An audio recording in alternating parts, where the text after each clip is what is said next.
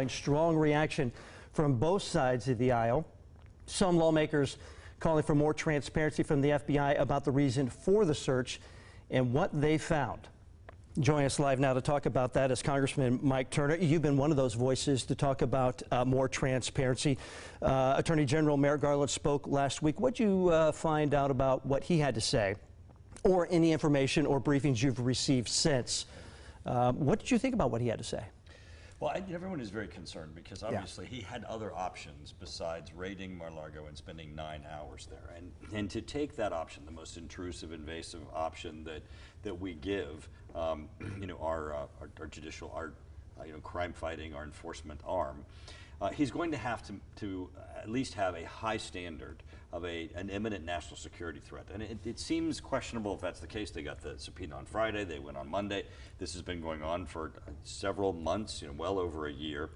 But yet they found that the need to go into his home, spend 9 hours there, so now they have to justify it. On a bipartisan basis, everybody is saying, you know what, we're the Intelligence Committee. On the Senate side, they're saying the same. We have access to classified documents. Show us the goods. Show us what you found. Let's see the affidavit that you put in the warrant. What did you say to the court you were going to find, and what did you find?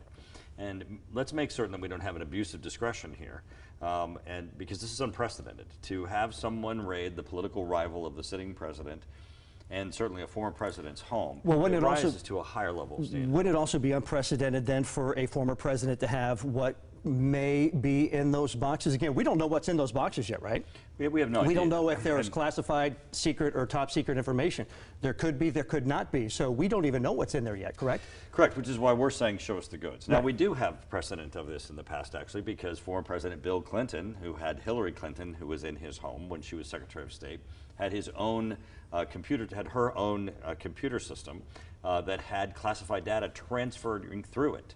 And that resulted in her having to turn over thousands of emails. They didn't raid her home. They didn't even give her a subpoena. They let her go through the emails and determine which ones were personal and which ones were professional. And in that, they found over 500 that were classified. So we do have a parallel that has happened here. And one certainly is being dealt with much more severely. Now, we've heard some fiery rhetoric being used on both sides of the aisle when it comes to this. A lot of people saying this is being weaponized. You even tweeted yourself last Thursday about weaponizing federal agencies or weaponizing the Department of Justice. You've also, in your past, praised law enforcement for their professionalism, execution, and judgment. Is it possible, Congressman Turner, that this is another exercise of good law enforcement, good judgment, in that there is, in fact, something that they need to be looking for here? Well, I've made no conclusions here. I mean, okay. All my tweets or all my documents, all my statements, you will see that there is a consistent basis for what I've been saying to both the FBI and to the Department of Justice, and that is, show us the goods. We have the clearance. If you now have classified documents and you believe those rose to the level of an immediate national security threat that required you to go spend 9 hours in Donald Trump's house, the political rival of the current sitting president, show us. And then we can make the conclusion, and we can tell the American public, because it's a bipartisan request that we're asking this, whether or not this was justified or whether it was not. I think certainly there's a high degree of skepticism, and I think the American public want answers. Well, regardless of it being a political rival of the sitting president, regardless of the party, should any former president have classified, secret, or top secret information?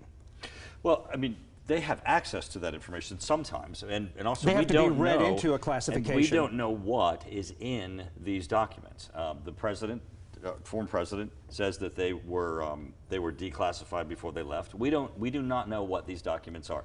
That's why I've said, and why we have bipartisan support for this, because we're the reasonable bunch who have access to classified documents. Show us, and I'm certainly not making any conclusions about them, sure. And certainly you cannot, sure. Not having had access to them sure. either. The exactly. question is, show us what rose to the level, because he had other options. He could have gone to court for enforcing the subpoena. He could have required that Donald Trump produce the documents in court. He could have required that the court themselves take possession of them, have them go through them. All of these other options were not pursued. What rose to the level? Because, it's the most invasive and intrusive to go in someone's home, and especially spend 9 hours there in their things, deciding what you're going to take and what you're not. Certainly a lot of questions, many more I'd love to be able to ask you now, but we're up against it time-wise. Congressman Turner, thank you for joining us. I know we'll be sitting by anxiously awaiting to find out where this road takes us next. for sure. Absolutely. Thank you, Congressman Turner.